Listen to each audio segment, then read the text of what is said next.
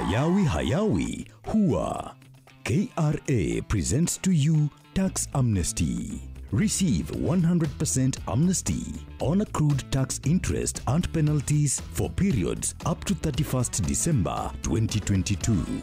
Tax amnesty is valid until 30th June 2024. What are you waiting for? Press reset. Visit any KRA offices countrywide or call us on 0711 099 999 or email callcenter@kra.go.ke or visit the KRA website www.kra.go.ke to be advised on how you qualify. Chapa Reset na Tax Amnesty Program. Terms and conditions apply. Kenya Revenue Authority. Tulipe ushuru, tujitegemee. All holders are notified to report and surrender unclaimed financial assets to the Unclaimed Financial Assets Authority, UFAA, on or before November 1st, 2023. It is now easier to report and surrender. Visit www.ufaa.go.ke and get started. Beat the November 1st deadline. It is your turn to surrender and report qualifying unclaimed financial assets. Unclaimed Financial Assets Authority. Receive, safeguard, reunite. Bamba Nyumba na AMG. Win a 3-bedroom house in Nanyuki sitting on a 1/4 acre or a 30K weekly shopping voucher or a monthly plot with Bamba Nyumba na AMG promotion. For every 100K you spend buying or paying for your plot, you earn 1 entry to the draw. The more you invest, the more entries you get. Call 0796 888 555 today. Bamba Nyumba na AMG. Usiwachwe nyuma.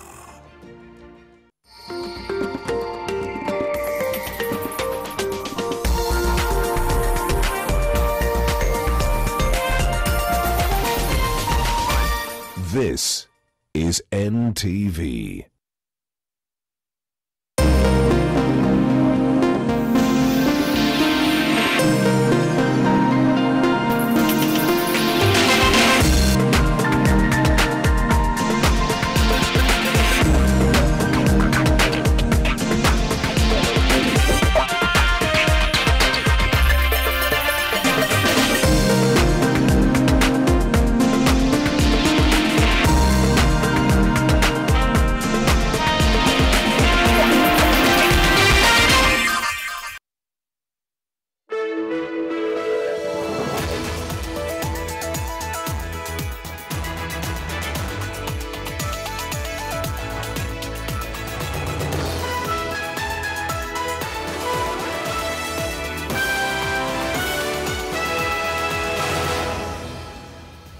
Well, tonight there's less answers and more questions over that Eastland Portland Cement land dispute that led to the demolition of houses in that area. The government, of course, maintains studious silence, putting up another parcel of land in that disputed area for sale to persons who government says, and I quote, will be the first priority if they're already in that area. The land question surrounding the Mavoko area abounds. Key questions to us tonight is, how did this parcel of land end up in private hands, sold, and properties developed without the state knowing and stopping it? Answers to these questions are unlikely to come out tonight. But it's Tuesday and day 11 of the Israeli-Hamas war. The death toll is hitting thousands tonight as Israel responds to Hamas attack on the 7th of October continues. US President Joe Biden will be in Israel tomorrow, and the humanitarian crisis building in the Gaza Strip should be top of his agenda. Tonight, we'll hear from Israeli ambassador to Kenya, Michael Otem, and later we'll speak to Palestinian ambassador to Kenya, Hazem Shabat. Can a meaningful and long-lasting peace be achieved in the Middle East? That's the question. But first, the highlights. We ourselves from East African Portland and the government effected the eviction. It's a government job that was carefully considered. East African Portland Cement Company chairman confirms the Mavoko inhumane evictions as Azimio leaders are blocked from accessing the disputed land. Uchunguzi wetu umeonyesha wao ndio wapangaji wakuu wa mauaji ya wananchi pale Lamu. Ending the terror madness in Lamu, government releases the names and images of 36 people believed to be the masterminds of deadly terror attacks. Details coming right here. Raila Amolo Odinga has made the work of the supporters of Kalonzo very easy. He has told the world who Kalonzo is. Did Raila speak in tongues? As the mere politicians struggling to decode Raila praises for Kalonzo Musyoka, we tell you why the succession tussle is threatening to break the opposition. It's not a political debate. It's not a political conflict. It's between humanity and those who oppose humanity. Israel has no legitimacy. The exercise of self-defense happens on your territory. It does not happen everywhere in the globe. You don't choose a territory or a geography and you exercise self-defense. This is for one. A row of arms and words we hear from the Israeli ambassador to Kenya, Michael Otem, and his Palestinian counterpart, Hazem Shabat, with all due respect, later tonight. Live from Nation Center, this is NTV Tonight with James Smart. Well, good evening, everyone, and welcome to the program. Now, the ownership of the disputed Mavoko land is not contested. The management of the East African Portland Cement has given contradicting statements as to who ordered the evictions by way of demolitions and whether a notice of vacation was given to the affected occupants. The management, on one hand, claimed not to know who was behind the evictions and later went to assert that the evictions were facilitated by Portland Cement and the national government.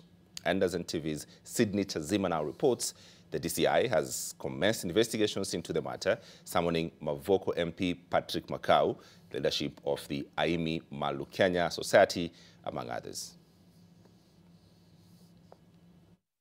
As victims of the Mavoko demolitions continue to salvage whatever remains of their once majestic homes. In its bid to clear the air over the ongoing demolitions in Mavoko, the management of the East African Portland Cement Company came out to give a statement. But it turns out bits of the statement were disjointed and conflicting. First was the question on who exactly ordered the evictions by way of demolitions. The company's board chair, Robert Mbivi, intended to deflect. The one who has ordered eviction of the squatters stroke the invaders is not contained in my statement, and therefore I'm not ready to answer that question. When pressed further, Mbivi obliged to the pressure, going even as close as mentioning the amount used to facilitate the demolitions. Yes, we facilitated that demolition in partnership with the government. We ourselves from East African Portland and the government effected the eviction. That one it is ongoing. It is ongoing, so we will give you consolidated amount as the exercise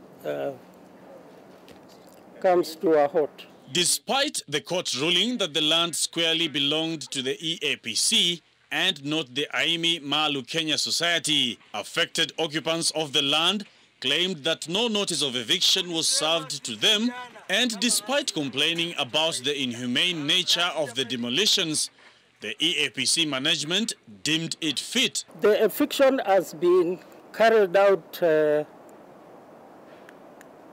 in the manner in which the government deemed necessary to do. According to this statement, they had been given several notices to vacate the land. In his statement last week, President William Ruto expressed the government's desire to use the reclaimed land to expand the EPZ zone. EAPC's board chair could not detail the magnitude of the expansion and when it was bound to start. Whether urgent or not urgent, when you are occupying an illegal land, you go. And the owner will decide what to do with the land. The President said they are planning to expand the EPZ. So you know the answer. Yeah, I think you know the answer.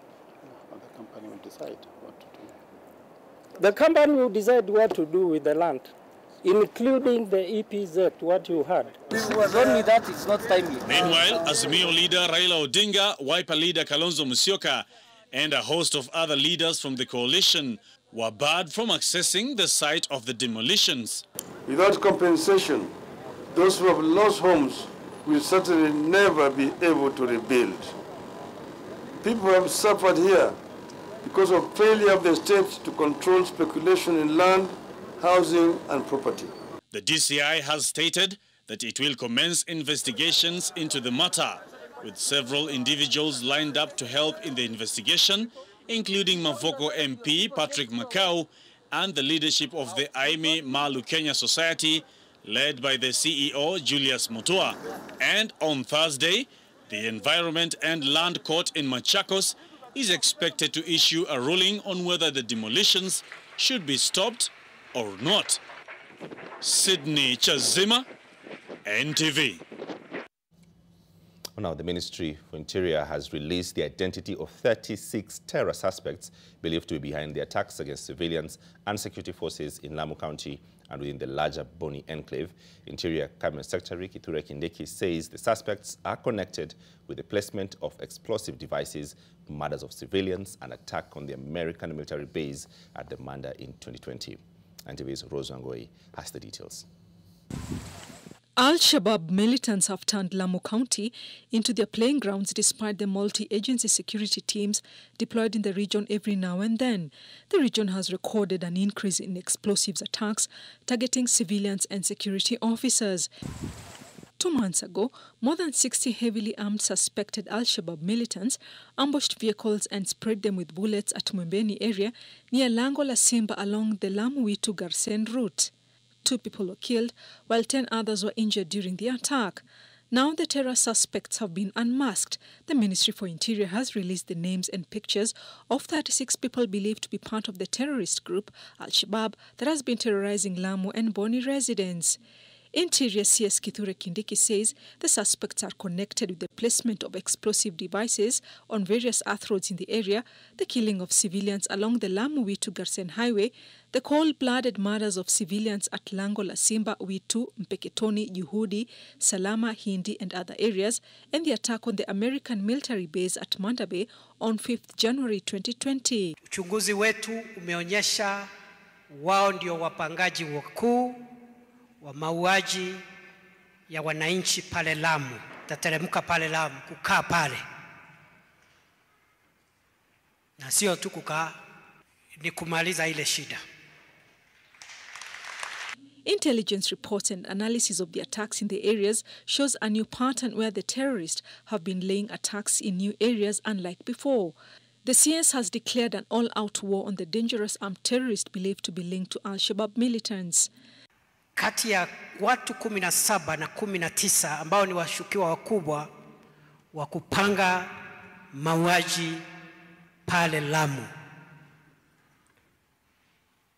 Wengi ni raia, wengine ni raia wa kigeni kutoka nchi jirani ya Somalia. Wengine ni raia wa Kenya ambao wamekubali kuuza nchi yao kwa sababu ambazo hatuelewi. The government now says it will use all means available to apprehend and punish the perpetrators, including roping in members of the public. Na tutaomba wananchi wale wako na habari ambayo itatusaidia kuwapata wale watu, watupatie habari na tutatoa zawadi maalum. The suspects, whose photographs will be circulated widely, have been asked to surrender to the nearest police station, with the government vowing to either arrest or neutralize the terrorist as it seeks to win the war against terror. Rozongwe, NTV. Some politics now, and leaders allied to the Wiper party are saying that even if Odinga's praises of Kalonzo are not to be construed as an endorsement, the use of such a profound description of Kalonzo by none other than Odinga is already a step in the 2027 Azimio presidential ticket. This even as it emerges that there are hushed conversations about a Kalonzo candidature and the ramifications it may have on the coalition. Ibrahim Karanja has that report. With the past 72 hours seeing the endorsement and a subsequent recanting of a Kalonzo Musyoka presidential candidature by coalition leader and long-time ally Raila Odinga, the effects of the words uttered in Bondo is still felt and seen across the faces of coalition members. It is reported that moments before the statement by Dennis Onyango announcing an about turn by Raila Odinga, a section of Luo Nyanza leaders held an underground meeting pondering over their next move in the eventuality Raila Odinga is not on the ballot. Similarly, the statement may have caused some jitters amongst other coalition principals who may feel a direct endorsement of Kalonzo renders their presence in the coalition a waste of time. But Kitui Senator Enoch Wambua, who is amongst Kalonzo's right-hand men, says that whereas an endorsement or lack of it is not their current concern, Raila Odinga's words confirms of Kalonzo's readiness to the mantle. Raila Amolo Odinga has made the work of the supporters of Kalonzo very easy. He has told the world who Kalonzo is. And if this is what Raila believes that Kalonzo is, and I believe that it is, then these are characters of a person fit for purpose to be president of the Republic of Kenya. Whereas Wambua agrees that it is too early to name a candidate, he also refutes a statement by Odinga's press secretary Dennis Onyango that the candidate will be named a year or even months to the 2027 polls. We are not going to be waiting until that last year or a few months into an election, because that's where we miss it all the time.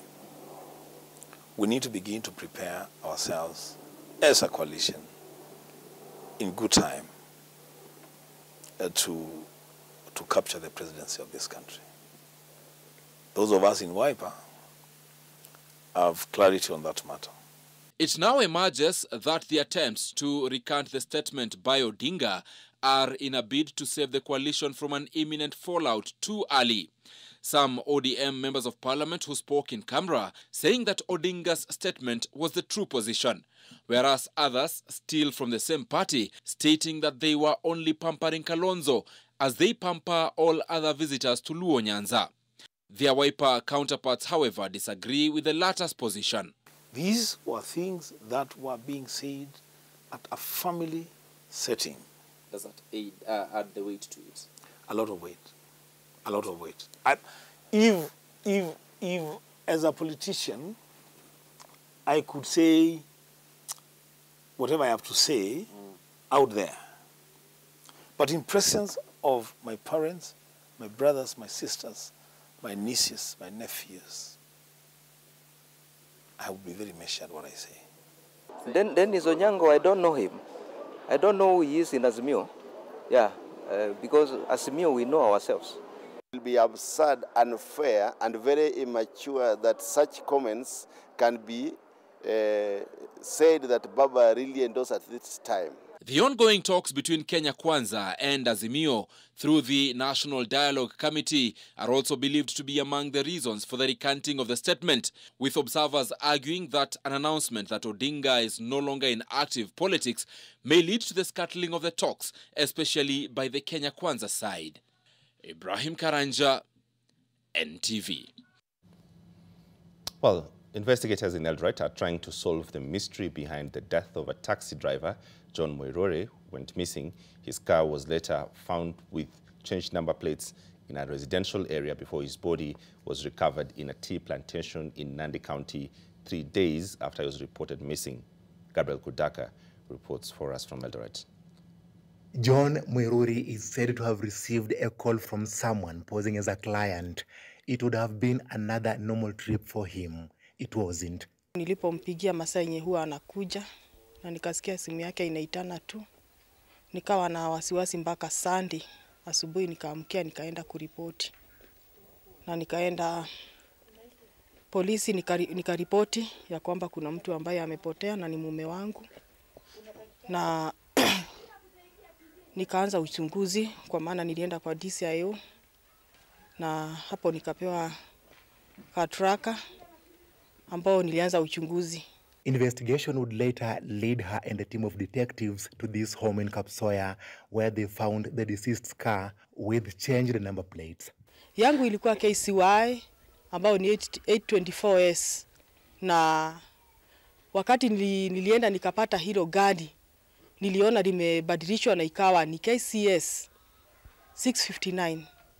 So nikawa na wakati wa kujiuliza maswali na nikakuwa nimeshuku kalile gari. 2 people were arrested, the owner of this home and the person who drove Miruri's car to this home. They were, however, released on bond last Monday, just a few hours before the family received shocking news of Miruri's death.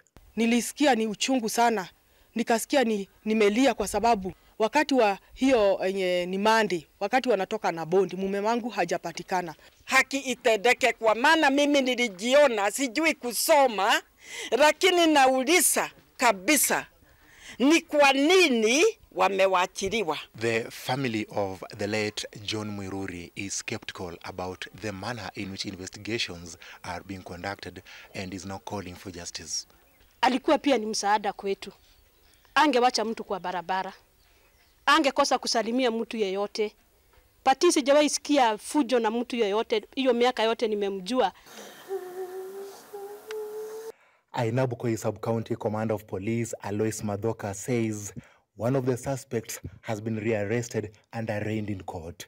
We have to restart with our investigation to go again and rearrest the persons so that they can face the charges of murder/robbery.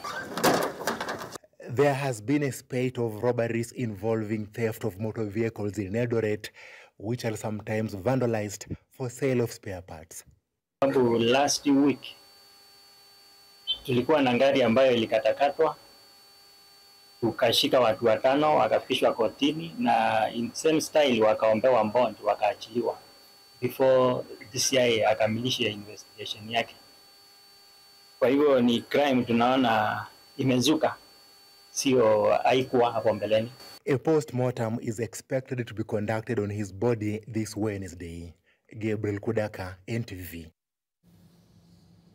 Now, the man accused of being a fake lawyer, Brian Mwendanjage, will be presented in court on Wednesday after his arrest on Tuesday, after he presented himself at the Directorate of Criminal Investigations headquarters. This according to the Law Society of Kenya President Eric Theuri, who says the lawyers' umbrella body will call for a review of all the cases that Mwenda handled and ensure they are prosecuted afresh.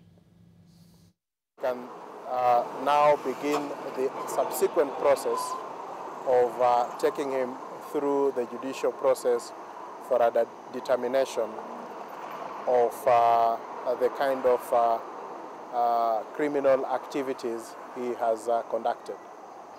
In the course of the investigations, although we are still at the early stages of the investigation, we have established that he has a fake degree certificate from Strathmore University. We have also established that he presented to an advocate 2 practicing certificates that have been found to be fake at a preliminary inquiry. He also had a certificate of admission that the judiciary also seems to suggest is fake. All right, you're watching NTV Tonight. We'll take a very short break. When we come back, we have plenty more on the other side of break, including business. Don't go too far.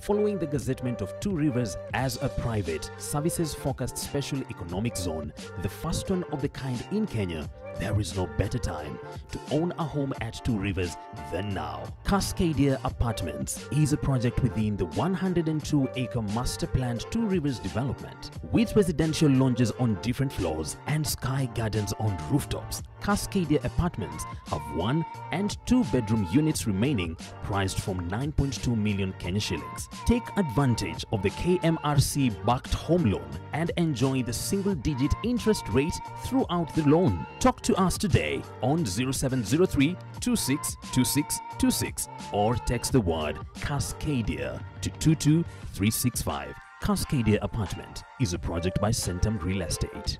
The lives of two young girls. My star sign is lucky. Something good will happen. Yani mom na dad wana fight na wewe kazi yako ni zodiac signs. Raised by secrets. There's a lot going on at the moment in this house.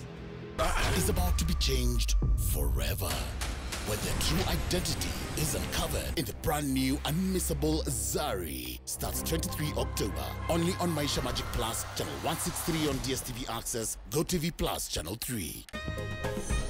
Wateja who prefer stock zangu, juu ziko tayari kuvaliwa pap wa.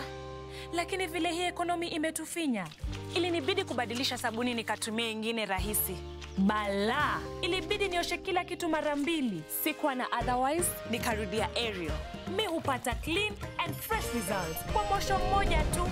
Ariel ndio siri yangu. Sasa story yangu iko popular sana. Ariel, usafi bora kwa mwosho mmoja tu. The Motindum liquid electronic device reaches every corner, giving your loved ones a peaceful sleep. Together, we can fight to end malaria. Motindum, Kenya's #1 choice. Alina, are you okay? Yes, I'm okay. You sure? Let's go. Okay, I'll get the car. Yes. Wait here. Yeah. I already arranged an interview. No interviews, I told you. I don't know how and I don't want to do it anymore. No, that is out of the question. This is a very trendy journalist. He has millions of views, Misha. All right, Elena. Now, only if it helps the general Of process. course it does. It's publicity. Is it so? All right, sit down. All right. Here, this one. Are you sure? Yes. Okay. Is this the man that dealt with you? Yes. I'm very excited to introduce Ushidi Gardens Nakuru. This property is developed by Optiven and we are doing compacted maram roads. We plant the trees, fence the property. So please call this number 0790 300 300. Optiven, we have you covered.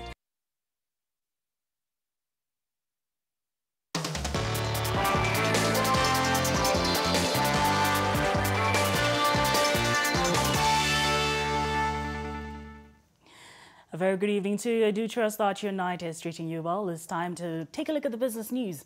And my name is Nina Shaban.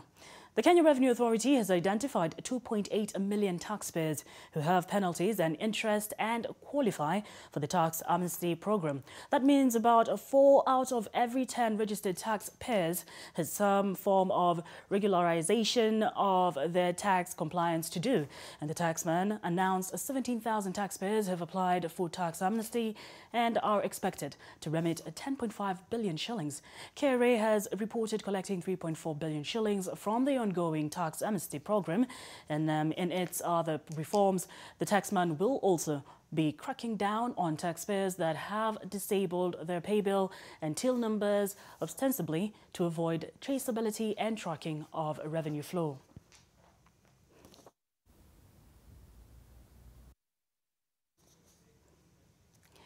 And in other news, Kenya Ports Authority, also known as KPA, plans to review the current charges levied on its services to capture changes such as increased inflation and a weakened shilling signal a possible rise in costs for importers.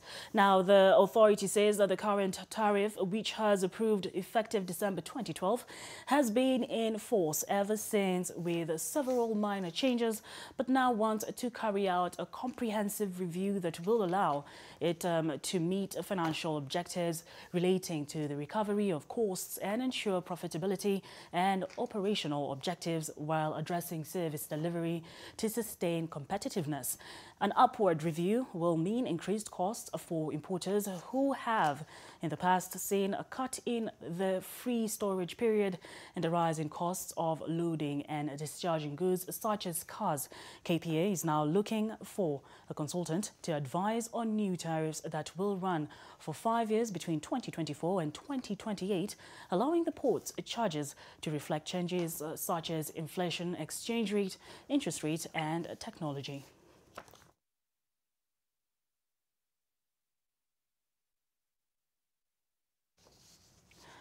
The Public Procurement and Regulatory Authority, also known as PPRA, has thrown Kenya Power under the bus over the procurement of smart meters worth 5.43 billion shillings in a deal that has seen, or rather have been, blamed for delays in connecting hundreds of thousands of consumers to the national grid. The procurement watchdog says that Kenya Power awarded Smart Meters Technologies Limited the multi-billion shillings tender despite failing to deliver 91,000 electricity meters in the previous contract, with the entity's Director General saying that the utility firm flouted its own tender requirements that stipulated that bidders with more than 50% outstanding Kenya Power orders were not eligible for their tender. Smart Meters Technologies among 4 local companies that have been awarded a new lucrative 5.4 billion shillings tender to deliver 711,740 smart electricity meters, raising questions on the legality of the decision because the company was yet to fully deliver meters from a previous contract by Kenya Power. Other firms awarded the new tender are Inhemiter Africa Company Limited, Yorken Group Limited, and Magnet Ventures Limited.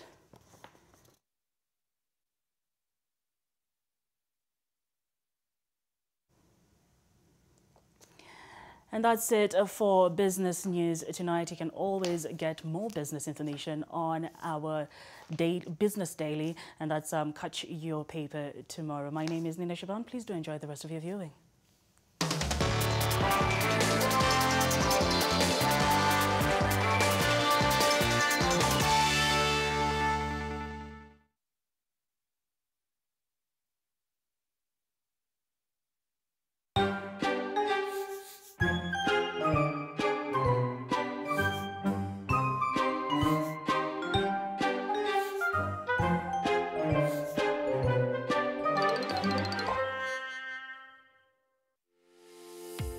Dare to dream easy.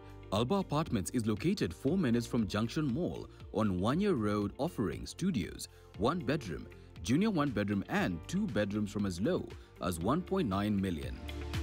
Set in a breathtaking ambience with easily accessible roads and a scenic view. This masterpiece residential area and commercial space is alluring and captivating in equal measure. You can now manage all your finances with one app. Link your bank cards and enjoy fast, safe and convenient transactions no matter the bank or mobile money network you're on. New Stay Soft Addict Concentrate. 1. It is 4 times more concentrated. 2. It is packed with 4 times more fragrance. 3. 1 bottle gives you 40 washes. New Stay Soft Addict Concentrate. Also available in convenient sachets. Did you know that malaria is a top 10 cause of death in Kenya, with over 10,000 Kenyans dying every year from malaria? And the reason being a mosquito. We believe protection and prevention is the best cure in the fight to end malaria. Mortein Doom, with its trusted formulation. It provides protection in seconds. So spread the Mortein Doom message of how we, you and I, can fight to end malaria. Mortein Doom, Kenya's #1 choice.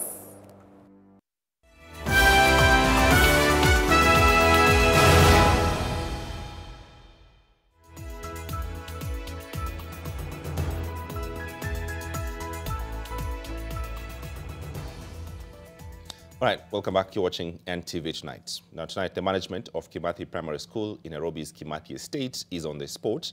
This after a student allegedly died in the school's swimming pool, allegation the school's administration had refuted. Here now is NTV's Brian Mushiri with that story. Tuesday afternoon at the Kimathi Primary School. Everything looks normal. Learners are playing in the field while some others are in classes. However, the dark cloud of death has been here not too long ago. This swimming pool is at the center of it. On Monday, parents and guardians were here, up in arms as they were demonstrating the death of a grade 6 pupil, 12-year-old Handas Kanyora. According to the parent, Scholastica Nyabura, the school management engaged her after her son Handas Kanyora died. According to Nyabura, she was told that her son fell in the swimming pool after going without food for 2 days. How camp, mimi hawakuniitia mtoto wangu akiwa uhai. Walikuwa wamekuja mpaka na bag ya vitabu, bag ya mtoto wangu iko na vitabu. Uko hospitali. Anasema alianguka kwa swimming pool. Ati juu alikuwa na njaa. Hakuwa amekula usiku, hakuwa amekula asubuhi. Nyambura says that the head teacher, Mr. Abubakar, has directed the teachers on what script to follow with regards to the mysterious death. Further, the mother claims that the class teacher to the late Handas Kanyora sat close friends of the deceased in class, isolating them from the rest of the students and instructed them on what to say. Vile walibeba mtoto hivi kwa mabega wakamtoa kwa class. Walimpeleka wapi na huyo mtoto alikuwa amefanyikiwa na nini? Ndio wamwekelea hapa kwa mabega. Huyo mtoto alikuwa amefanyikiwa na nini? Vile waliita hao marafiki wa Kanyora, wakawarudisha kwa class. Wakiwa peke yao, walienda kuwaambia nini? Our visit to the school was not welcome. I was briefly allowed to speak to Mr. Abubakar, who's the school's head teacher. He was neither willing to speak on camera nor be quoted. Abubakar maintains that no student drowned in the school swimming pool. Further, he arrogantly told me off to the higher chain of command within the Ministry of Education, saying that journalists will always misreport the facts. About this demonstrating parents, Abubakar says that they were drunkards whose child had died outside the school premises but were demonstrating with the hope of being bought off by the school. By the end of our engagement in the school, police presence had also been significantly beefed up. There are, however, some glaring questions in the manner in which matters seem to have been handled there. First, police presence in the school was wanting for a public primary school. Secondly, there seems to be significant discrepancies in the stories leading to the death of Handas Kanyora. And thirdly, is this sign erected at the school's gate, directing that swimming at the school has been temporarily closed. Coincidence or cover-up? Brian Mushiri, NTV, Nairobi.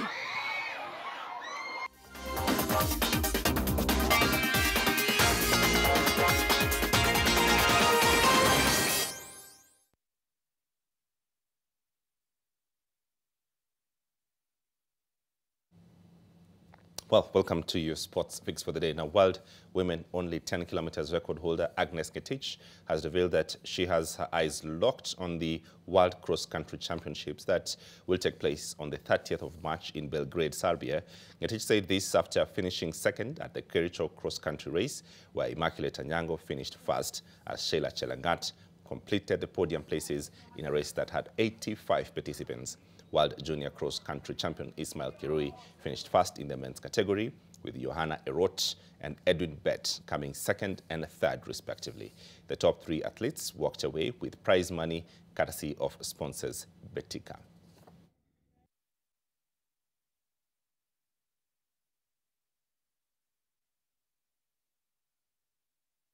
Race haikuwa rahisi vile.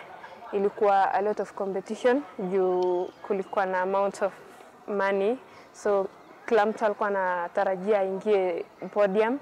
My aim iko kwa 5K yenye iko France next month 18, so na keep on cross country.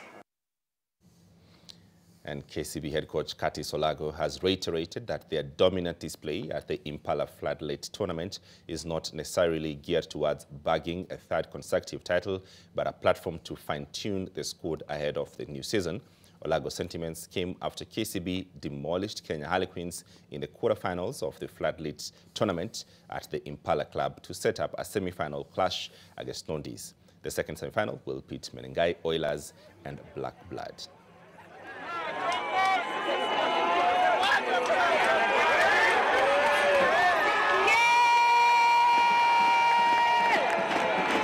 No, we're still in pre-season and a couple of stuff we're still working on. So we're work in progress still. I mean, good performance from the boys, yeah. I want to applaud them. Good leadership from Griffin, the rest. But we're still at pre-season stage. So there's still other guys you're going to test next week.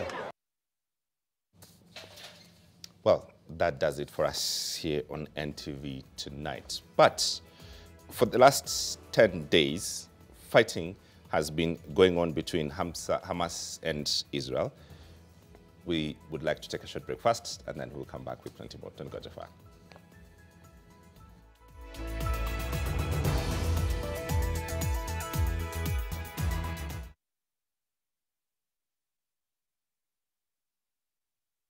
Mortein Doom, with its trusted formulation. It provides protection in seconds. So spread the Mortein Doom message of how we, you and I, can fight to end malaria. Mortein Doom, Kenya's #1 choice. With Glovo, you've got the city at your fingertips. Hanging out na mnataka kuku fry ama nyama choma customized na ugali sosa? Order Glovo. Now enjoy. Time to shower and running out of soap? Order Glovo na uanze siku fresh. Ama simply treat family nzima with a sweet surprise. Delicious. With Glovo, unaweza track order yako minute by minute. Download Glovo, order anything you want and receive it in minutes. Hayawi Hua. KRA presents to you Tax Amnesty. Receive 100% amnesty on accrued tax interest and penalties for periods up to 31st December 2022. Tax amnesty is valid until 30th June 2024. What are you waiting for? Press reset. Visit any KRA offices countrywide or call us on 0711 099 999 or email callcenter@kra.go.ke or visit the KRA website www.kra.go.ke to be advised on how you qualify. Chapa Reset na Tax Amnesty Program. Terms and conditions apply. Kenya Revenue Authority. Tulipe ushuru, tujitegemee. The 2023 Financial Reporting Award is here. Join the FIRE Award to showcase your financial reporting excellence to the world. To participate, avail a soft copy of the latest annual report and audited financial statements and complete the participants' entry form, which can be accessed on the FIRE Award website www.fireaward.org for private sector entities or www.psasb.go.ke for public sector entities before the deadline of 19th October 2023. Get recognized for your financial reporting excellence and enter the FIRE Award now.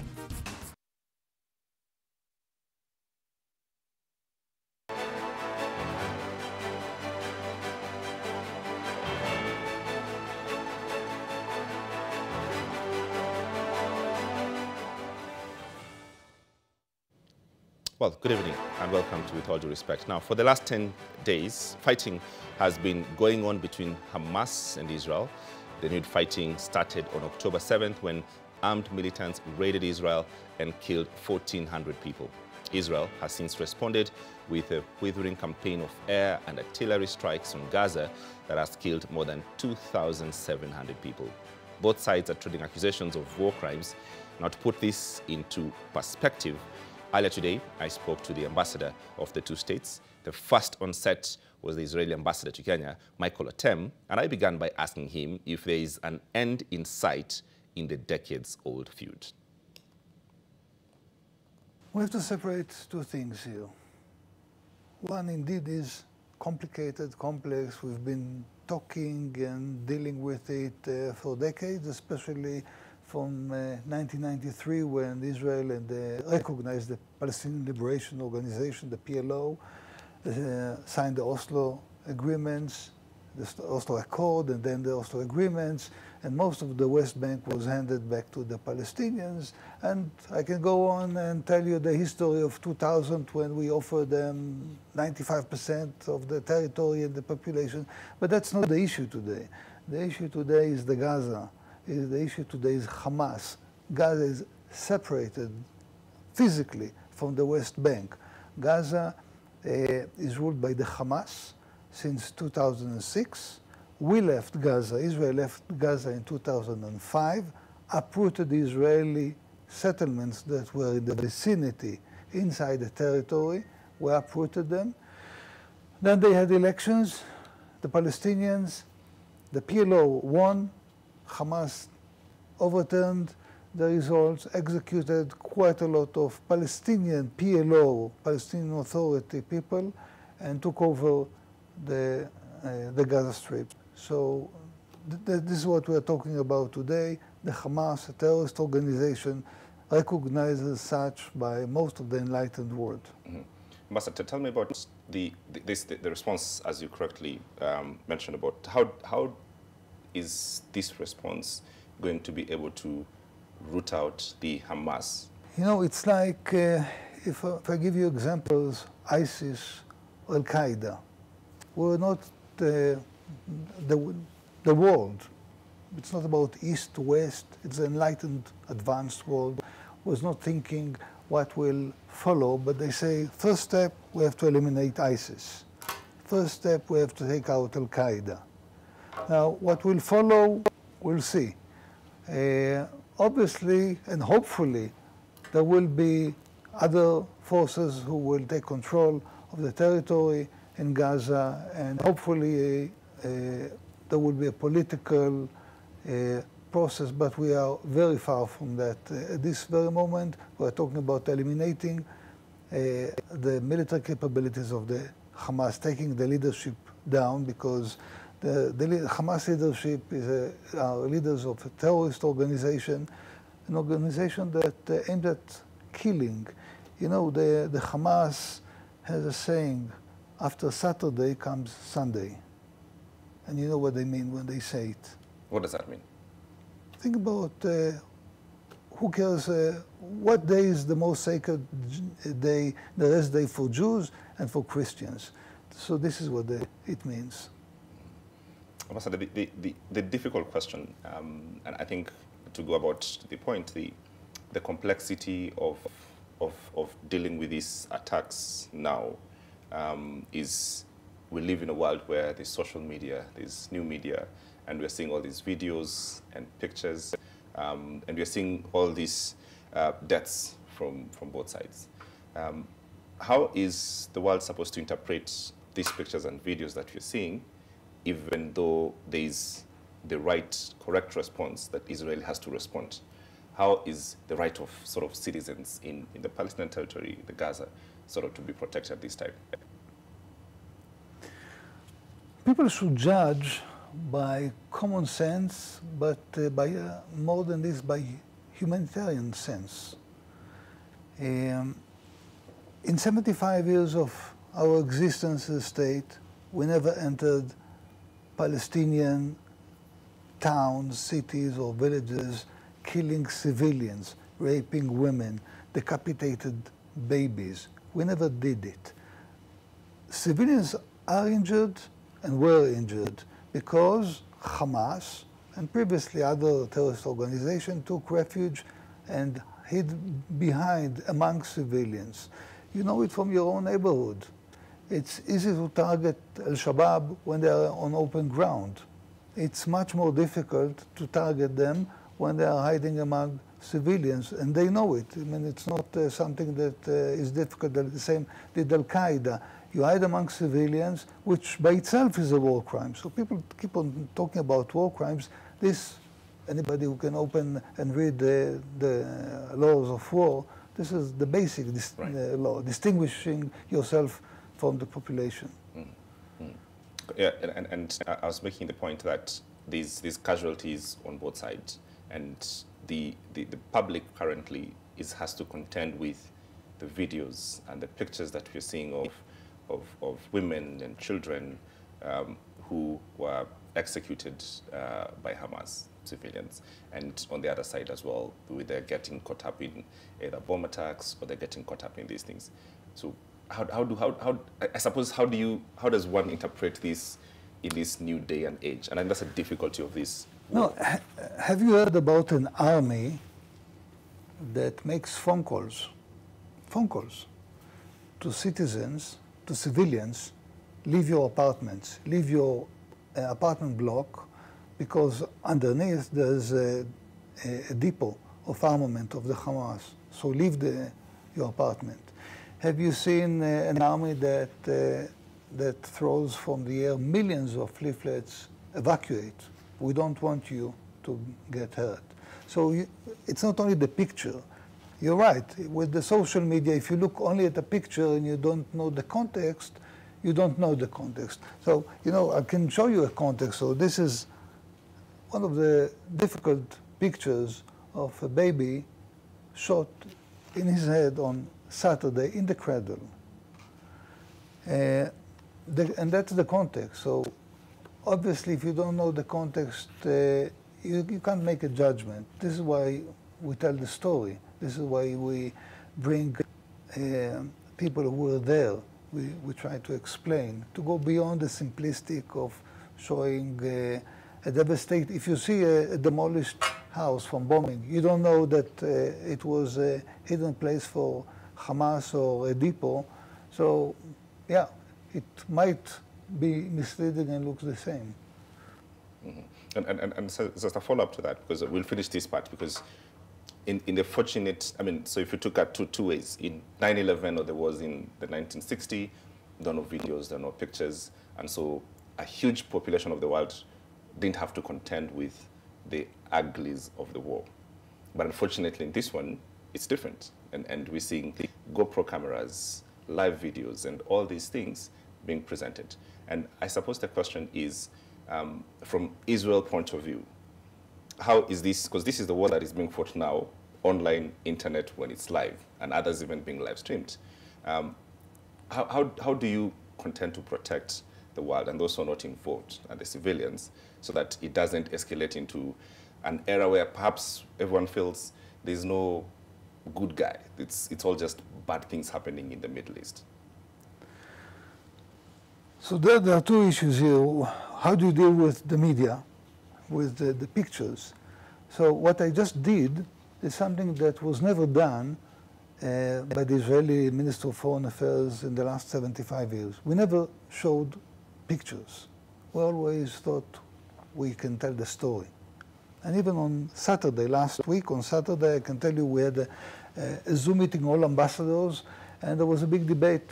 Should we begin to show pictures? Because everybody shows pictures. And a difficult decision was taken to show pictures. So that's one consequences of the gruesome attack, the terrible attack by the Hamas. But of course we couple it with the explanations.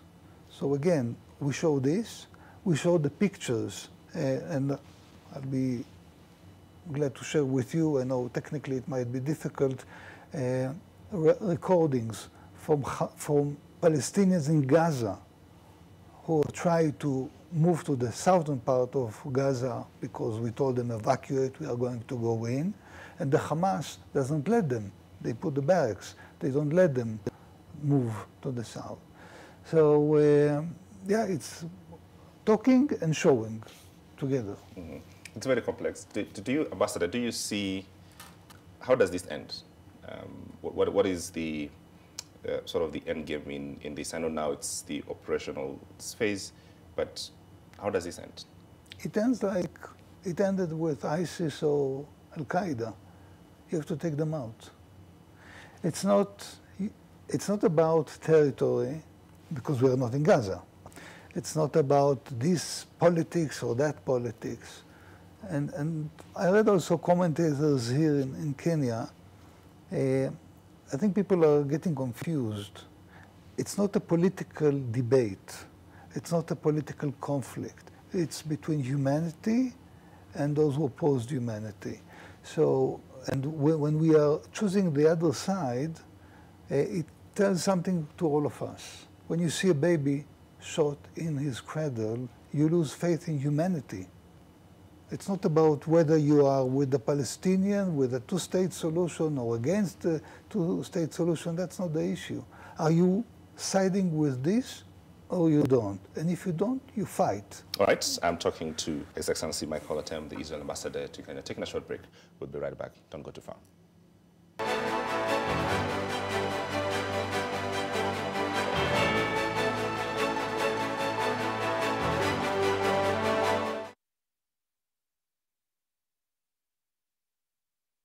Raised by secrets. There's a lot going on at the moment in this house.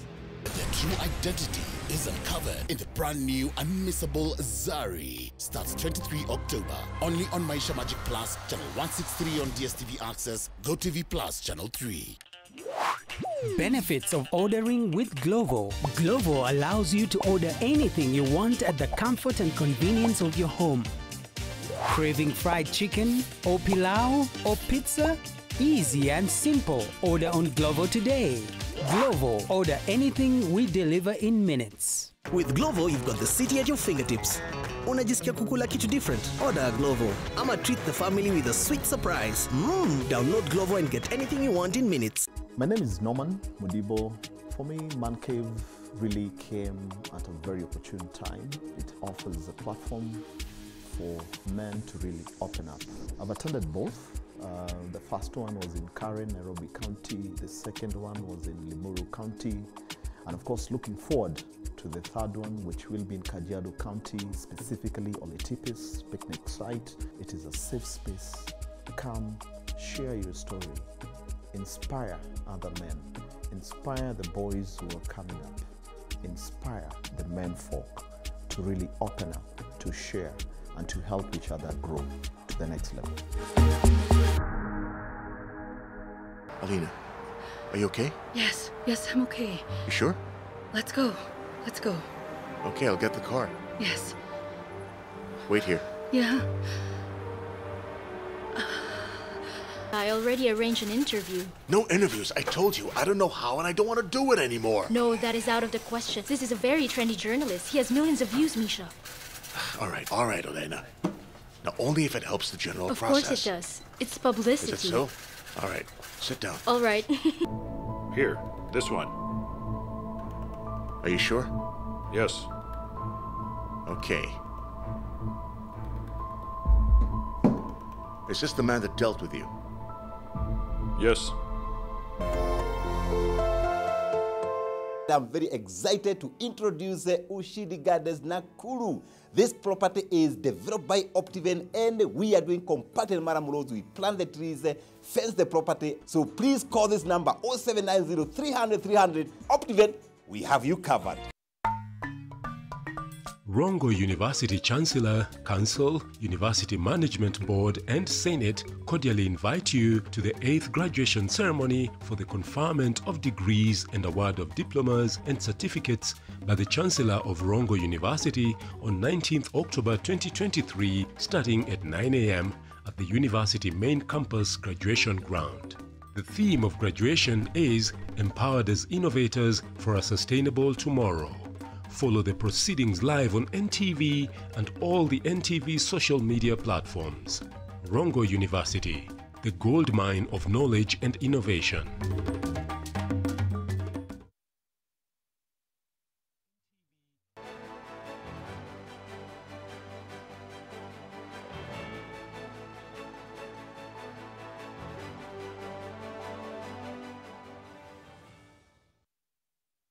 All right, welcome back. With all due respect, you're watching NTV tonight, and I'm joined by His Excellency Michael Otem, the Israel ambassador to Kenya. Is it possible to separate the two things and say the operation, there's an agreement that these terrorists must be rooted out, and that must happen, and at the same time, the rights of those who are in the place where the terrorists are hiding can also be protected? Is it possible to have that conversation? Well, if I listen carefully and I did to what President Biden said, as well as leaders of France, Germany, Italy, Britain, they said, we are with the rights of the Palestinians, but we're against Hamas, the terrorist organization, and we want to make sure that everybody knows that Hamas does not represent the Palestinian people. And I think it's a unfortunate and bad, more than unfortunate mistake by some Palestinians who try to explain Hamas. Do they really want to be seen in the same boat with Hamas, with murderers? It doesn't do anything good for the Palestinian cause. I don't represent the Palestinians, but, you know, as an observer, I can't see the logic, and so do many other leaders in the world. You know, President Biden will be landing tomorrow in Israel to show his support to Israel. I agree. Let's talk about the perception war. Again, Israel is a democracy. Israel is signatory to international laws. And in this respect, then, Israel has a lot of moral obligations and responsibility not to be seen to be going to the same levels as Hamas. Exactly. Right. So how do you, in a sense, how then do you achieve this balance? It's a very strict and narrow path, but then you must achieve it. It's not very narrow. There are clear things that you don't do. You don't kill civilians for the sake of killing civilians. You alert civilians. Look, in this neighborhood, we have all the intelligence, all the fact that that's a stronghold of Hamas. For whatever reasons, you did nothing in the last 18 years to take them out. You know, 2 million, 2.5 million people could have taken a few thousand Hamas terrorists out of control, but they chose not. So we tell them, evacuate, go out from there. This is what we do. This is our obligation. By this, we make sure that civilians are not targeted, and we use the most precise ammunition to hit an apartment, not to take down the whole building.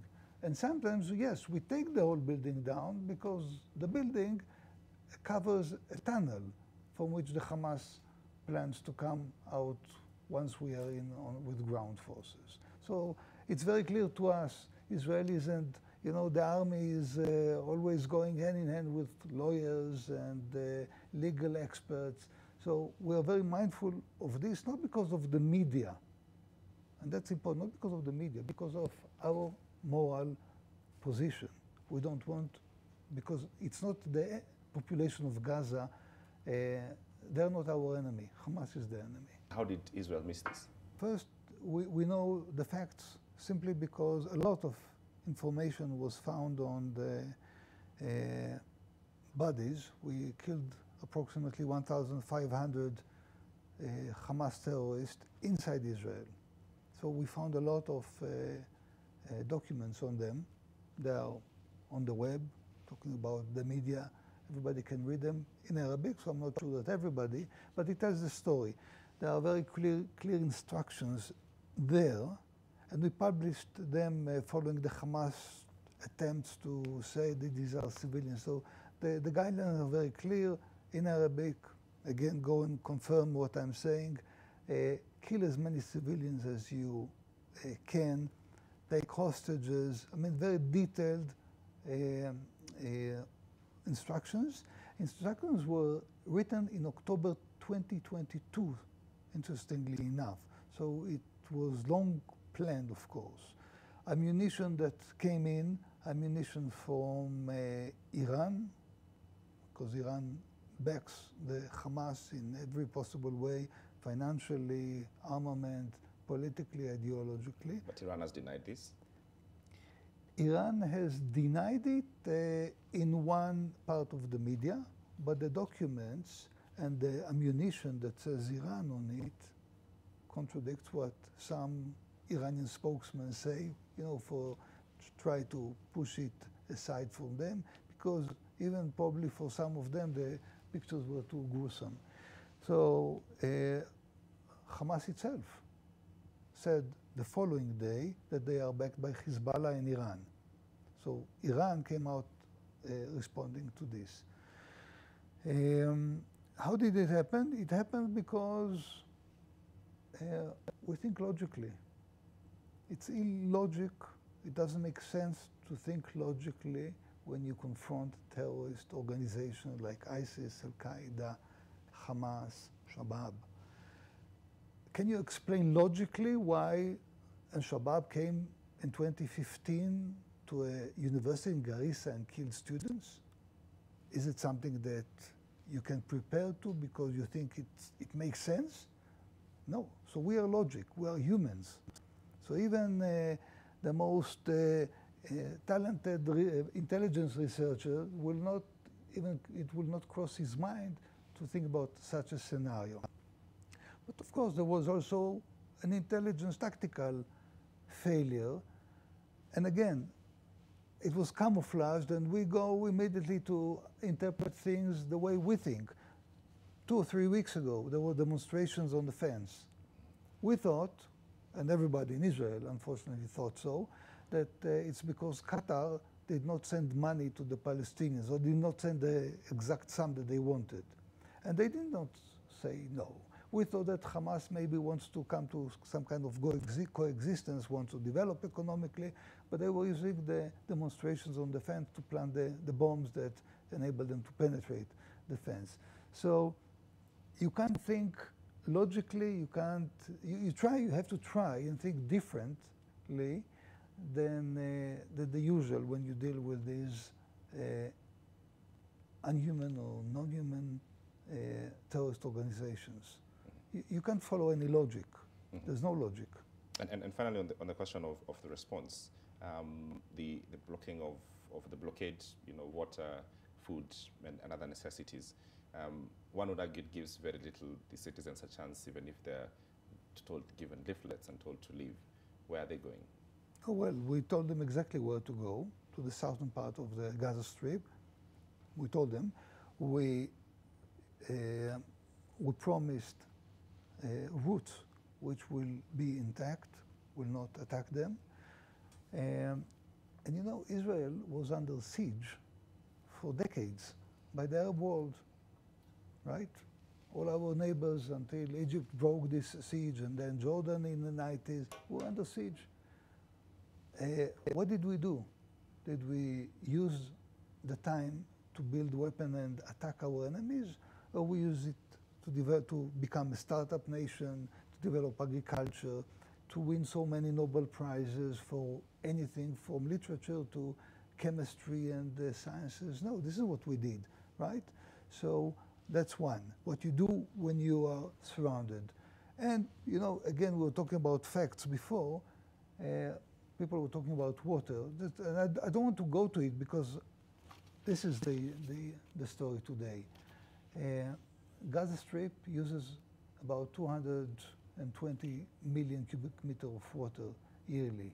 Israel was supplying them less than 8% of this. And we resumed the supply of water. So again, one has to know the details. Yesterday, the Hamas stormed a UN shelter to stole gasoline from them. Because there is gasoline, the Hamas keeps it.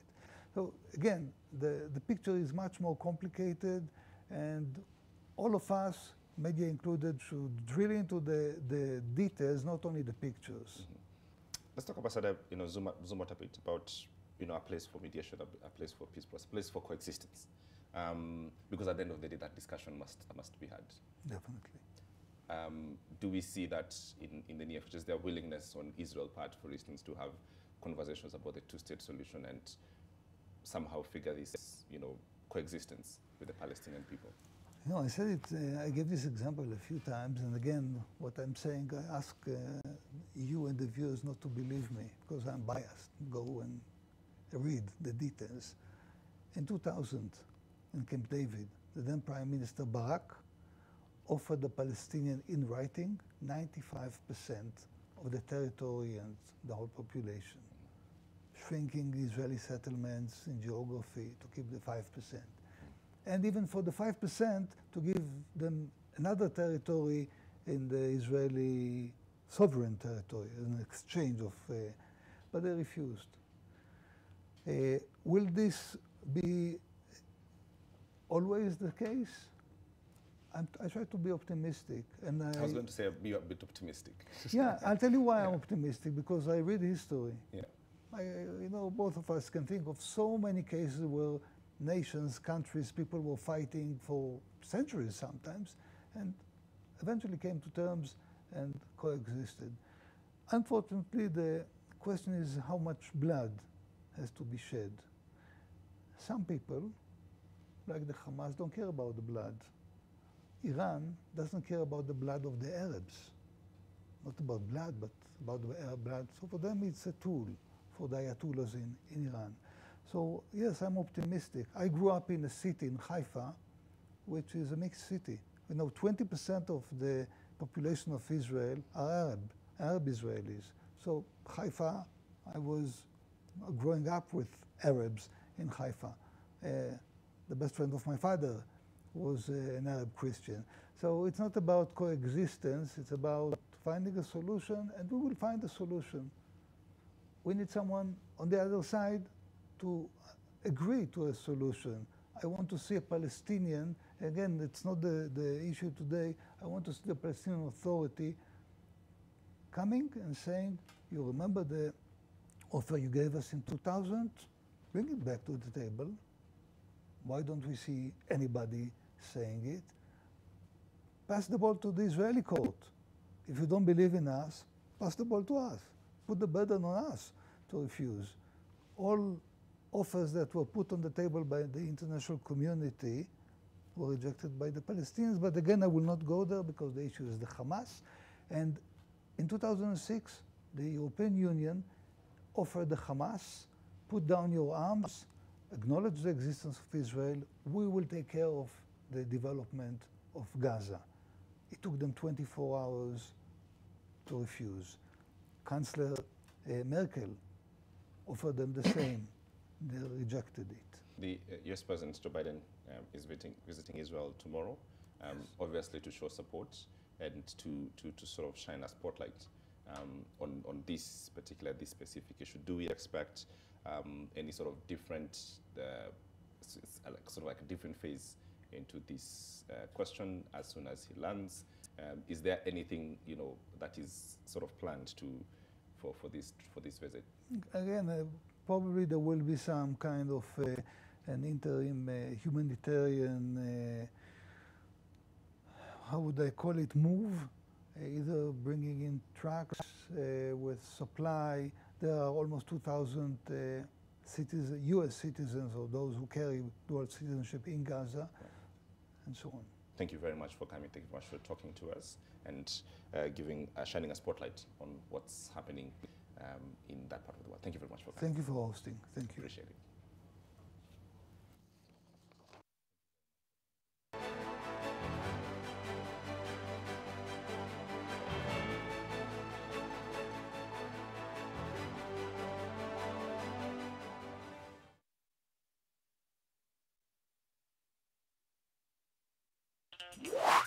Benefits of ordering with Glovo. Glovo allows you to order anything you want at the comfort and convenience of your home. Craving fried chicken, or pilau, or pizza? Easy and simple. Order on Glovo today. Glovo. Order anything, we deliver in minutes. With Glovo, you've got the city at your fingertips. Unajisikia kukula kitu different? Order Glovo. I'ma treat the family with a sweet surprise. Download Glovo and get anything you want in minutes. Alina, are you okay? Yes, I'm okay. You sure? Let's go. Okay, I'll get the car. Yes. Wait here. Yeah. I already arranged an interview. No interviews. I told you. I don't know how and I don't want to do it anymore. No, that is out of the question. This is a very trendy journalist. He has millions of views, Misha. All right, Elena. Now, only if it helps the general process. Of course it does. It's publicity. Is it so? All right, sit down. All right. Here, this one. Are you sure? Yes. Okay. Is this the man that dealt with you? Yes. I'm very excited to introduce Ushidi Gardens Nakuru. This property is developed by Optiven and we are doing compacted maramuros. We plant the trees, fence the property. So please call this number 0790 300 300. Optiven, we have you covered.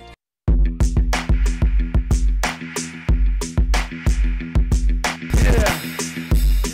Exponential potential.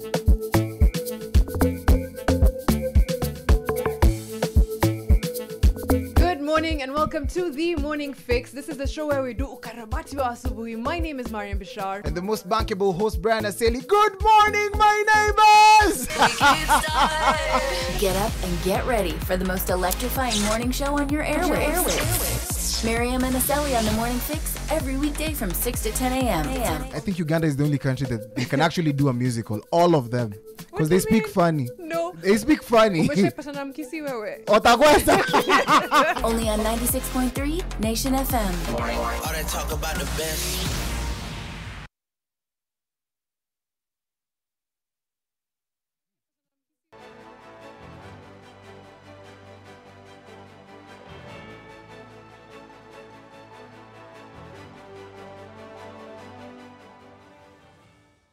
Well, good evening and welcome.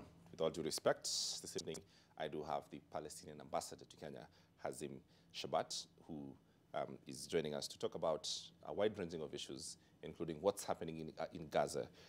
You know that we have a renewed conflict from the 7th of October, where the Hamas attacked revelers inside Israel. Ambassador, thank you very much for coming. Thank you for the Talk to me around what is currently happening around Gaza. Currently, this is the war number 6 that is taking place on the Gaza Strip. The Israeli government insists on dealing with the conflict from a military point of view and does not shy away from exercising maximum brutality, military brutality against all civilian population in the Gaza Strip indiscriminately, and not observing the laws of combat or international law or even international humanitarian law when it comes to these situations. So basically what we are seeing now is a full devastation that amounts to genocide in the Gaza Strip, in which 2 million people are deprived by an order of the military, of the highest authorities in the Israeli government on TV, being deprived of water, food, electricity, and all possible services against the entire 2 million population, who already have been under full military Israeli siege for 17 consecutive years. So what's happening now is something that we have been warning everybody that is going to take place, and encouraging Israel and giving it a free hand to continue handle the Palestinian question from a military point of view. And the devastation of Palestinian life will only create and recreate rounds of violence and brings us further away from a peaceful solution to the conflict that is well defined by international law. So we've seen this conflict, and the difference with this we call war number 6 is perhaps the first ones didn't live in the age of social media, new media, where every pictures and videos are put up in public minds and space. Do you think that this conflict happening now provides a different window for the Palestinian questions to be resolved and solved amicably, or in your heart and mind, this is just another conflict? No, we do not want to see that this conflict is the opportunity that everybody would utilize for solving the conflict and full stop. No, the attempt for solving the conflict should be ongoing day and night, yesterday and 2 weeks ago and 2 years ago, and for the rest of the days. I don't want a calamity to be the only reason why we should be dealing with the conflict and the Palestinian cause. This is tragic, and this is what we have been calling everybody, why we have been calling everybody to act over the past years, that the situation has become so intolerable that an intervention, an international intervention, is immediately needed. Is there a way, the 7th October attack can be condemned by yourselves? Every life that is lost to this conflict is a tragedy. We have been voicing that for many, many years, and we did not shy away from that. But to be asked to condemn an end result to something that Israel has been perpetrating deliberately and provocating deliberately over now almost 1 year, this is something that I do not comprehend. We have warned all governments around the world that Israel's provocations in Al-Aqsa, in Jerusalem, the killings that are ongoing on daily basis in every city and town of Palestine. Since the beginning of the year, we have almost 240 Palestinians killed. Nobody cared about them. Nobody heard about them. They were not headlines of the news of any corner in the world. They are documented by the United Nations. They are documented by the international organizations. But it was not an issue for anybody to intervene or to make a big issue out of it. 47 of these people were children killed by the Israeli army in the Palestinian territory, the occupied Palestinian, not in Israel, not in the streets of Israel, inside the Palestinian occupied territory. what else did we expect to happen? Killing on daily basis, devastation of Palestinian life, demolitions of houses, confiscation of land. What exactly were we expecting to happen? Israel, on its part, says they are in Gaza because they're chasing after the terrorists, Hamas, who have attacked their civilians. And how would you respond to that? Basically, the numbers are very clear on this. I don't have to have to analyze the situation. If I have almost now 3,000 people killed, 64% of them are women and children, I don't know what exactly are they looking for. I don't think that all of these people are Hamas. United Nations organizations and all the specialized agencies have been very clear about the type of people that have been targeted. Hospitals are being targeted. All institutions, all infrastructure is being targeted. Entire families are being wiped out. 47 families have been wiped out from the Palestinian population registry so far in this round alone. How do we essentially get out of this situation? Thank you, but let me just correct something. Israel has no legitimacy. The exercise of self-defense happens on your territory. It does not happen everywhere in the globe. You don't choose a territory or a geography and you exercise self-defense. This is for one. Unless we apply the law indiscriminately on everyone, there will be no solution, there will no peace, not only in Palestine, everywhere in the world, and any conflict that can arise. We are living in a world that is governed by laws.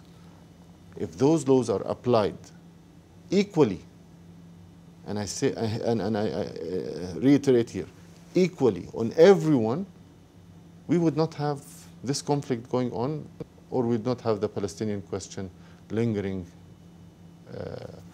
before us for 56 years. There's been an announcement by Israel that there will be blockade of water, gas and food. How are people in Gaza surviving?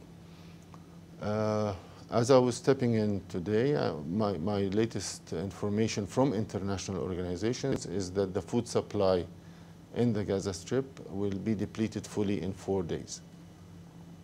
Water, 90% of the water sources, safe water, drinking water sources in the Gaza Strip are totally destroyed. So people are using only 10% of the water sources available for human consumption.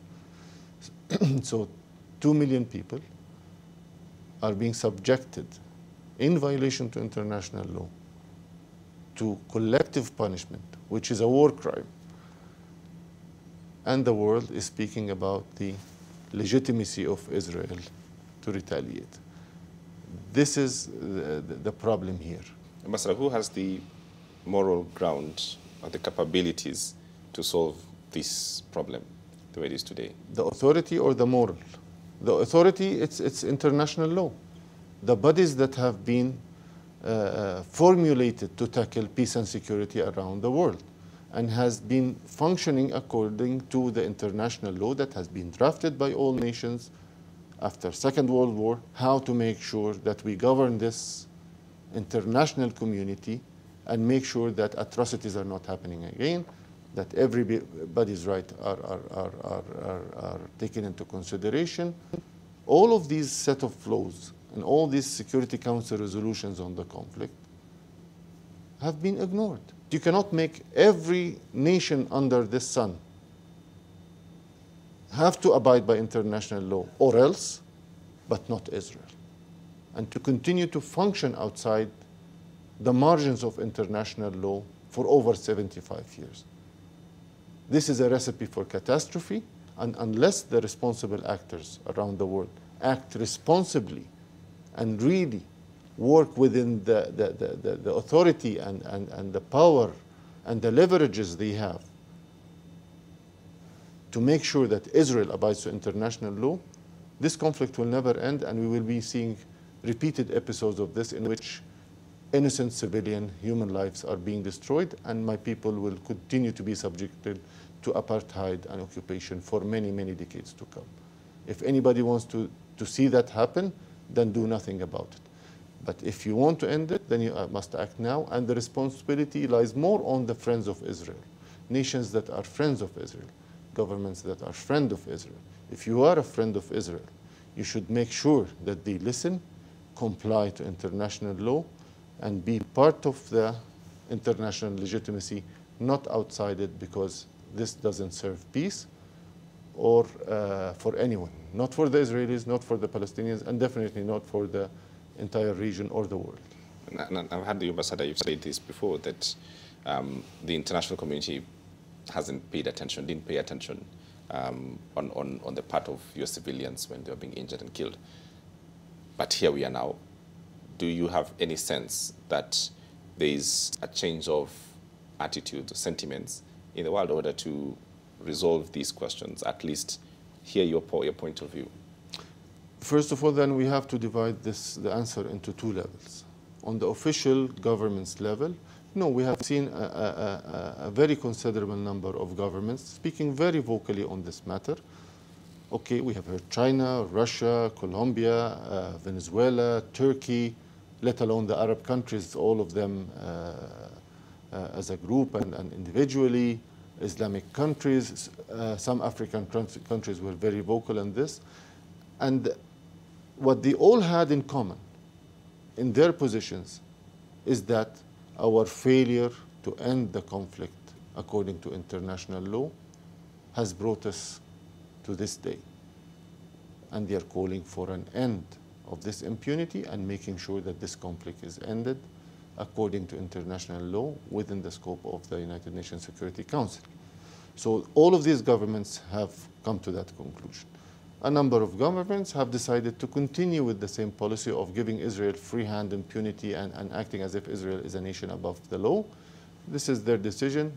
Hopefully, they will come to realize that this is not the most fruitful way forward, and this is only recycling the conflict to continue to exist for many decades to come.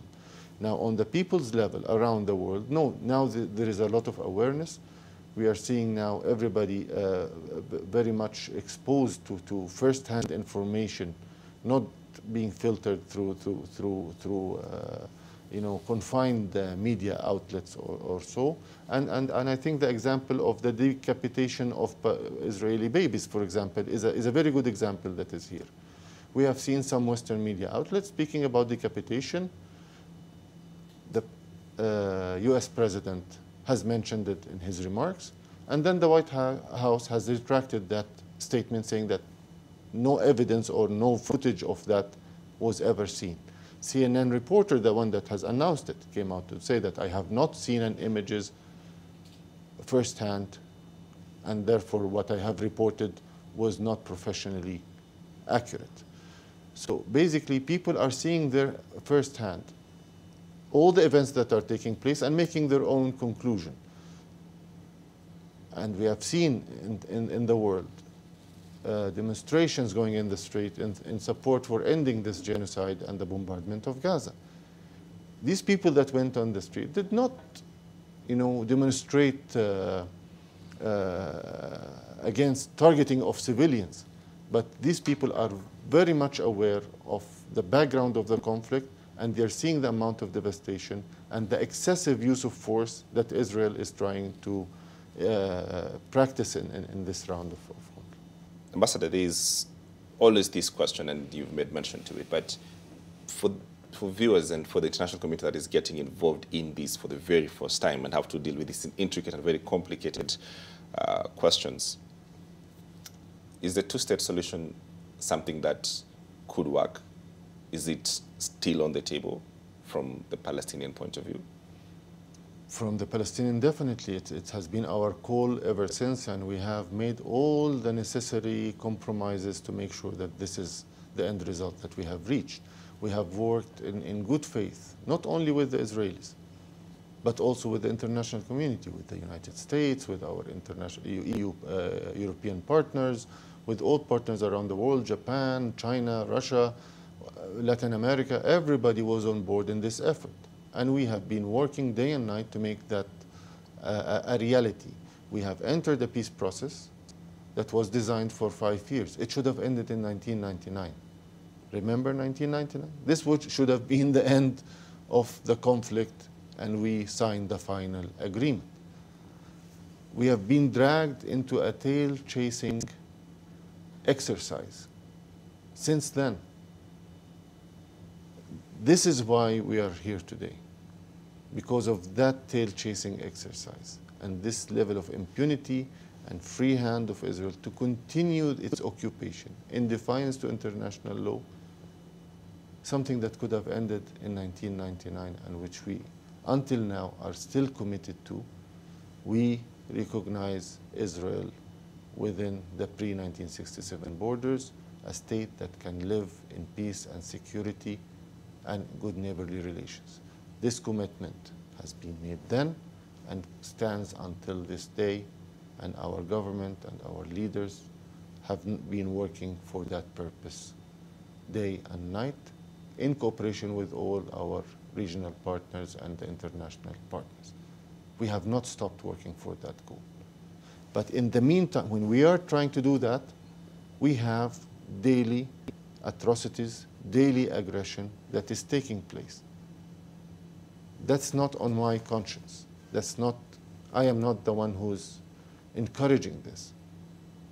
It's Israel's insistence to continue with its occupation. And for the viewers, the current leadership in Israel has made it their plan, their electoral plan, and they said it openly in front of TVs, and it's, please, if you want to search it, go to YouTube, go to the Israeli media itself. They did not shy away. They said, we will make sure that we end this peace process and there is no prospect for a Palestinian state. They were vowing on TV in front of the international community that they will not allow Palestine to exist. They will end the prospects of peace, that this peace agreement has to end and disappear, and there is nothing called a Palestinian state. On TV, live, over the past 2 years. I'm sorry, Yani, for everybody, it's not news what the Israelis were planning in this regard. What we are disappointed about is why didn't the international community and the key players intervene in time and make sure that Israel respects its commitments and its legal commitments that was made under this process and under the international law. Why do you think there is lack of appetite in the international community to have this resolved? It's politics. Every country has their different reasons, and it's us who have to suffer and endure this injustice and the continuation of this injustice.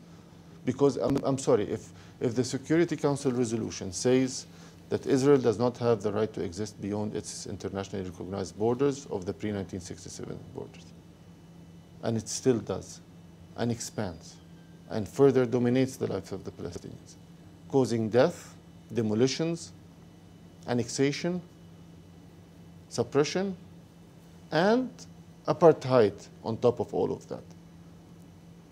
So,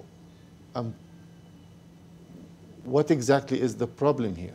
It's either we put the international law aside and say it's not applicable to Israel and say it out loud, or we implement it and make sure that everybody,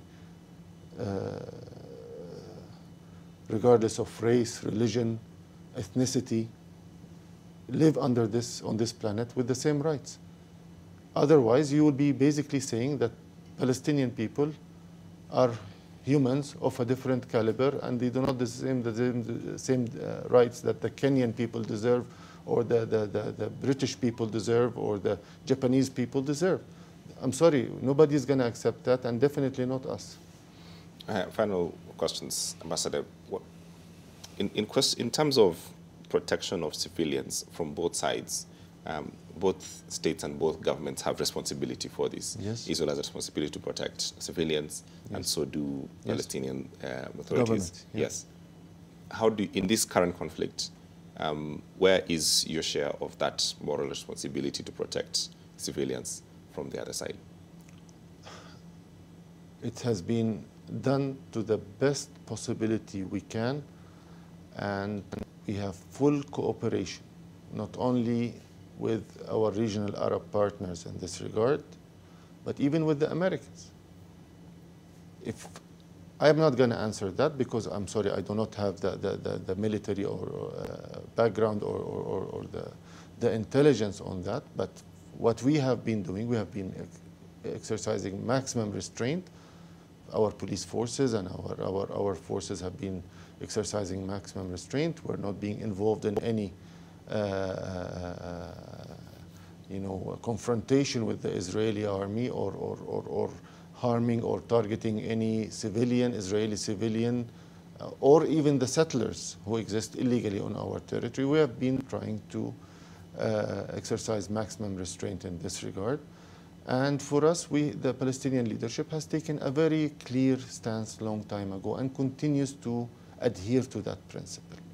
We are going to combat this occupation legally, not militarily. We have enough platforms and fora and courts around the world that we are resorting to. We have went to the ICC, for example. For 4 years, we have cases against Israel. Nothing came out. Nothing has processed, been progressed, enough in enough speed to make sure that Israel is held accountable. We have been in the ICJ, and we will continue to return to the ICJ this month. We will be hearing about defining what exactly is Israel's existence on the occupied Palestinian territory. So this is a resolution that we have asked the General Assembly of the United Nations to ask the ICJ to describe to us and to the world what exactly is Israel's presence in the occupied territory. Is it colonialism? Is it apartheid? Is it foreign occupation? To tell us and the world, to remind us and the world the illegality of this action. We have been tackling this thing through the diplomatic channels, through the diplomatic corridors. My president has visited the US numerous times, Europe capitals numerous times, every corner of the world, China, Japan, Russia. I don't want to keep listing names so that I don't forget and to feel that I have undermined the importance of any. But we have been working around the clock for 30 years to make sure that the peace process brings its deliverables. But every time we reach a very important threshold, Israel brings us back to square one of dealing with the Palestinian people through the mentality of occupation and gun. This is not sustainable. If we miss the opportunity, for example, now, and I'm going back to your previous question, is this an opportunity? Every day is an opportunity to start immediately embarking on bringing this peace process back on track and to implement international law. If this is the wake-up call, let it be, and let's hope that we move forward on that. Finally, how does this end? Implementation of international law by the people who are entrusted of enforcing international law, the Security Council and its permanent members.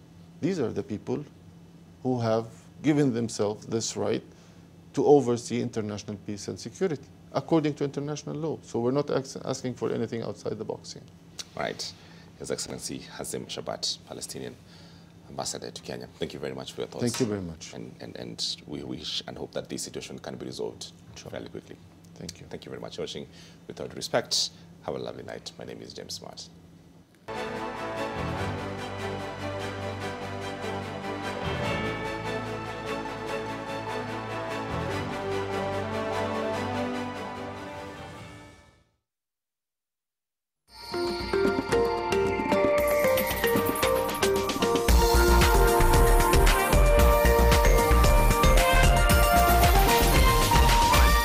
This is NTV.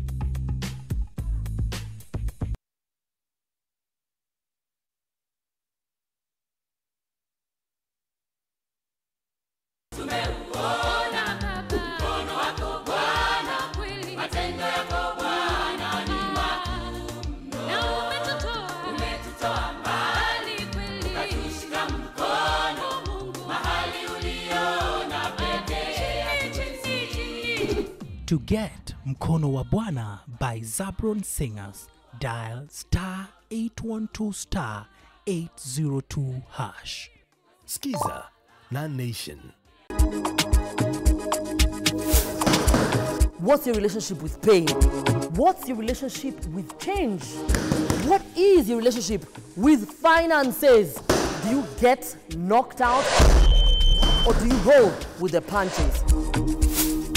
Kitovu cha vizazi ni baba mzazi. Unafaa kuzingatia nini kabla hujalitia guu lako ndani? Join us for the third edition of Man Cave. Tuchambue, tutadavue nyama na mdahalo wake. Maswala ya wanaume peupe. And this time, we have an amazing after party session from 7 p.m. till midnight. And we'll have great music, great food, and also fireside chats. And for you guys who want to spend the night over, well, definitely, we have the plan for you. Tarehe 28 mwezi wa Oktoba mwaka 2023. Ungana nasi hapa Olol Tepes Picnic Site kwa sherehe bab kubwa. When men meet, change happens.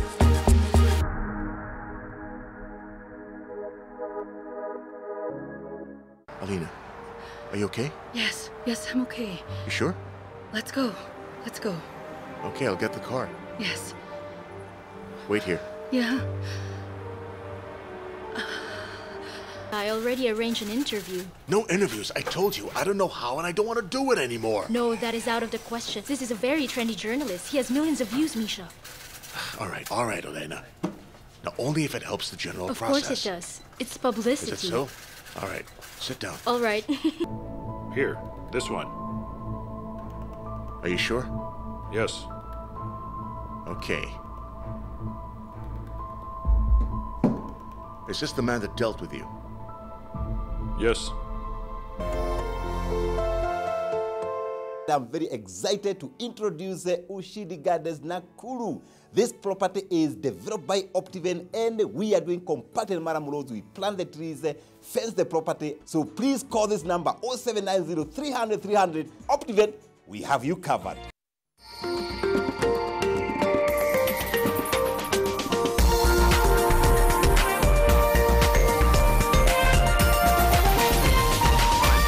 This is NTV.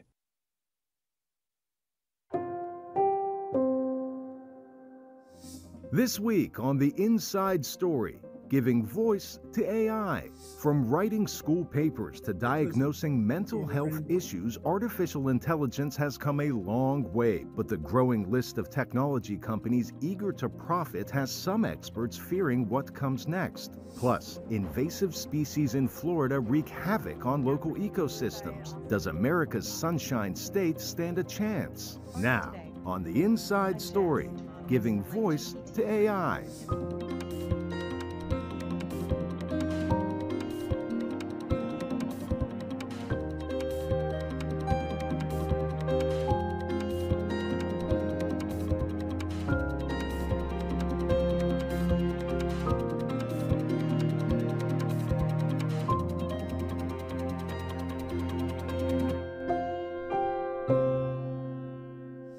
Hi, I'm Tina Trin in New York. Artificial intelligence and machine learning are a part of our lives, whether we're comfortable with it or not. It's not just ChatGPT writing your kids' school papers. It's the voice recognition in Siri, the giant robots in manufacturing plants, and the annoying chatbots that pop up on our screens and try to talk to us. These technologies are supposed to make our lives simpler, and increasingly, they're having more of a say in our day-to-day reality. As we'll see in the next half hour, AI can give voice to the voiceless and diagnose illness, but it also has the potential to be misused by individuals, corporations, even nations. Every person's voice is as unique as a fingerprint, but what if you no longer sounded like you or couldn't talk at all? Using text-to-speech technology, artificial intelligence can help, but so far the results have been mixed, with those who lost their voices sounding more like robots than humans. But emerging technologies are increasingly showing promise, letting those who've lost their voices sound more like themselves. It's amazing. I love it. When Bradley Heaven talks, it sounds like this. Kind of. Ha ha. Heaven has cerebral palsy and is nonverbal. He uses an eye tracking device to communicate his thoughts. But until recently, the digital voice that spoke for him sounded pretty digital. But a company called Acapella Group has come up with a way to turn his voice from this It's really cool and unique. into this. It's really cool. The Belgium-based company creates personalized digital voices for those experiencing speech impairment or voice loss. For those affected, it's a more human way to express themselves. The key point here is the identity of the person. We want to help the person to be himself or herself in the daily life. Acapella Group's My Own Voice is a voice banking service that allows a customer to bank or save their voice for future use. Users record themselves reading 50 different sentences, or if they can't speak, enlist a friend or family member to be their voice. The technology uses algorithms and artificial intelligence. So that just based on 50 sentences, then we can create a new synthetic voice. The resulting synthetic voice is more personalized and can be used with various assistive devices. Daniel O'Connor, Heaven's aide, friend, and business partner, recorded his voice for Heaven to use. He says the process was easy. The first thing Brad said to me is, hey, let's order some coffee, and don't worry, it's my treat. And he used my voice to say that. Experts say this technology could be meaningful for users. There are individuals whose speech is beginning to change, and by their own admission, it may not be the way they used to sound, but to them, it is who they are. Banking a voice to strengthen one's sense of identity. Some groundbreaking research is being developed in the medical field, connecting your voice to your health. A U.S. government-funded project is collecting thousands of voice samples and using artificial intelligence to diagnose mental and physical illness. VOA's Julie Tabo has this report from Washington, D.C.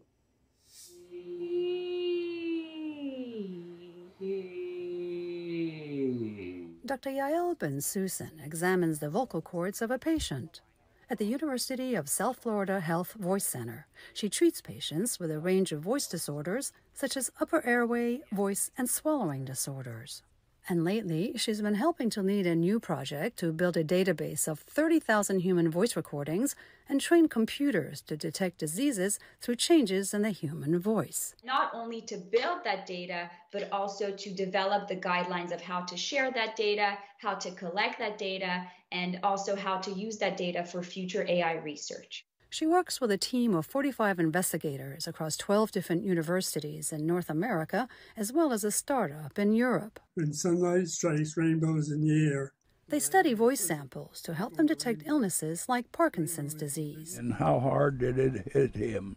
Cancer. Your spot is on the key again. And voice disorders, such as vocal fold paralysis. The team also studies mood disorders, such as depression and anxiety. So when somebody is depressed, sad, has anxiety, of course, their speech changes.